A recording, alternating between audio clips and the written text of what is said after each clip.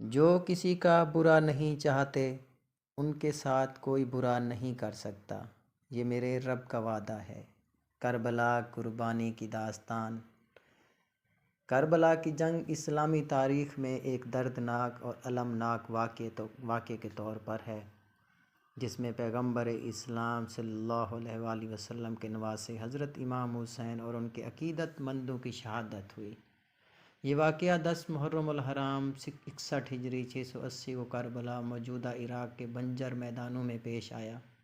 اس کے مرکز میں کربلا کی جنگ انصاف، صداقت اور ظلم کے خلاف مزاحمت کے لیے پائیدار جدوجہد کا ثبوت ہے۔ حضرت امام حسین رضی اللہ تعالیٰ عنہ، جو امام علی اور فاطمہ محمد صلی اللہ علیہ وسلم کی بیٹی کے بیٹے ہیں، نے اپنے آپ کو ایک ہنگامہ خیز دور میں پایا۔ یزید کے والد معاویہ کی وفات کے بعد یزید اموی خلافت پر چڑھ گیا۔ یزید کی حکمرانی کی بدعنوان اور جابرانہ نوعیت کے بارے میں فکر مند حضرت امام حسین نے ان کی بیعت کرنے سے انکار کر دیا، اس خوف سے کہ اس طرح کی توثیق سے اسلام کے عدل و انصاف کے اصولوں سے سمجھوتا ہو جائے گا۔ امام حسین نے اپنے خاندان کے ارکان اور وفادار حامیوں کے ایک چھوٹے سے گروہ کے ساتھ کوفہ کا سفر شروع کیا، اس امید پر کہ وہ یزید کے خلاف اپنی مزاحمت کے لیے ایک معاون بنیاد تلاش کر سکیں گے۔ تاہم انہیں غداری کا سامنا کرنا پڑا، کیونکہ کوفہ کے سیاسی منظرنامہ بدل گیا اور کوفہ کے لوگ بیعت کے وعدوں سے مکر گئے۔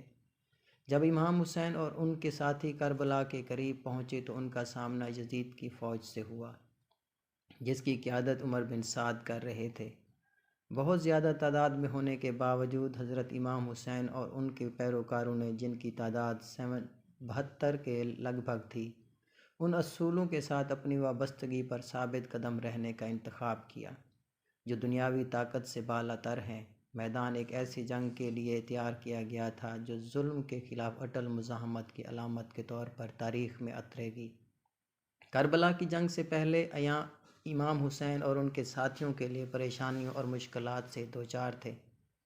وہ شدید پیاس اور بھوک کو سہتے ہوئے یزید کی فوجوں نے جھلستے صحرا میں گھیرے ہوئے تھی۔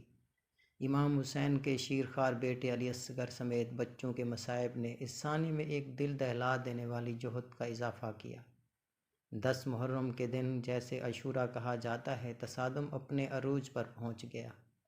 امام حسین نے بے مثال بہادری کا مظاہرہ کرتے ہوئے اپنے پیروکاروں کے چھوٹے گروہ کو جنگ میں لے لیا۔ ان کی بہادرانہ کوششوں کے باوجود یزید کی فوج کی زبردست قوت ناقابل تصغیر ثابت ہوئی۔ ایک ایک کر کے امام حسین نے اپنے عزیز و اقارب اور اصحاب کی شہادت کا مشاہدہ کیا۔ اس ثانیے کی انتہا اس وقت ہوئی جب امام حسین رضی اللہ تعالیٰ عنہ تھکے ہوئے اور سوگوار میدان جنگ میں تنہا اپنے مخالفین کا سامنا کر رہے تھے۔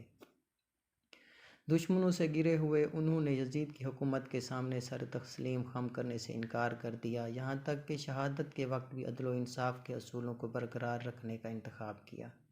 کربلا میں امام حسین کے کھڑے ہونے کے نتیجے میں ان کی شہادت ہوئی، کیونکہ وہ بے رحمی سے حملہ آور ہوئے اور وہ شہید ہو گئے۔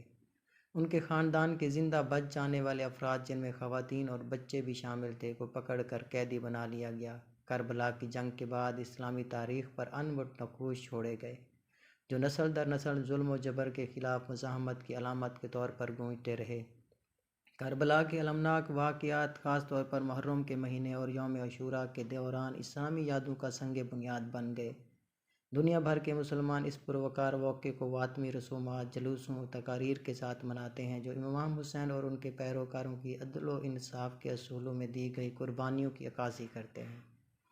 کربلا کی وراثت مذہبی اور ثقافتی حدود سے تجاوز کرتے ہوئے لاتعداد افراد کو متاثر کرتی ہے۔ یہ اصولوں کے لیے پائیدار جدوجہد کی ایک لازوال یاد دہانی کے طور پر کام کرتا ہے، جو انسانی وقار، انصاف اور جبر کے خلاف مزاحمت کو برقرار رکھتے ہیں۔